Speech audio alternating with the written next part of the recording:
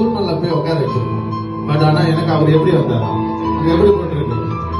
சத்ருவே, நான் இருள் உட்கார்ந்த மேபி அது உன் இடமா இருக்கலாம். புரியுதா உங்களுக்கு? மேபி அது உன் இடம் தான். இருள் யார் இடம்? அவனோட தான். மேபி நீ மத்தியம் பண்ணி இழுத்து என்னை ஒரு மாதிரி கொண்டு வந்து உட்கார வச்சுட்டு, என்னை அந்த இருள்ல வியாதியில உட்கார வச்சுட்டேன், அந்த ப்ராஸ்பரிட்டி திருட்டு, அந்த சந்தோஷத்தை திருட்டு எல்லாம் உட்கார வச்சுட்டேன். பட் ஆனா பிசாசே உனக்கு நல்லா தெரியும், ஆனா நீ மறந்துட்ட போல. பட் ஆனா உனக்கு ஞாபகப்படுத்துறேன், நான் எங்க இருள்ல உட்காரணும். ஆனா என் தேவன் எனக்கு அந்த இடத்துல கர்த்தர் எனக்கு வெளிச்சமா.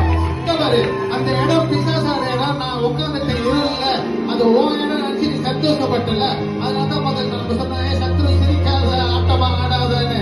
சத்துரு சிரிச்சா எனக்கு அல்லேலூயாதான். புரியுதா? அப்புறம் அந்த இடம் இருட்டா இருக்கு, அந்த இடத்துல பிரச்சனை இருக்கு, அந்த இடத்துல சத்துரு சந்தோஷப்படுற மாதிரி முடிஞ்சிச்சுனானு.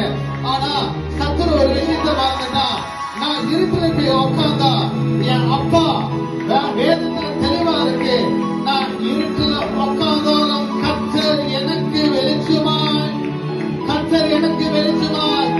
ஆனா அவனோட இடத்தை எனக்கு வெளிச்சமாய், என்னோட இருள எனக்கு வெளிச்சமாய்.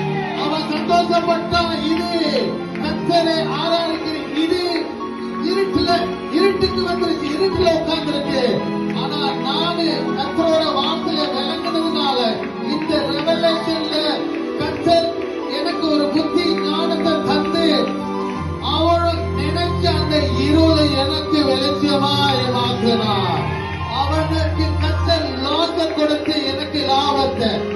அப்புறம் அநீதி நடக்கிற இடத்துல, அநியாயம் நடக்கிற இடத்துல கர்த்தர் இன்றைக்கு இந்த இடத்துல என் அப்பா சக்திய வெளிச்சமாய் நீதி தேவார் நம்பர பிள்ளைங்க இரவும் கர்த்தர் இன்றைக்கு உனக்கு வெளிச்சமாய் மாற்றுவார்.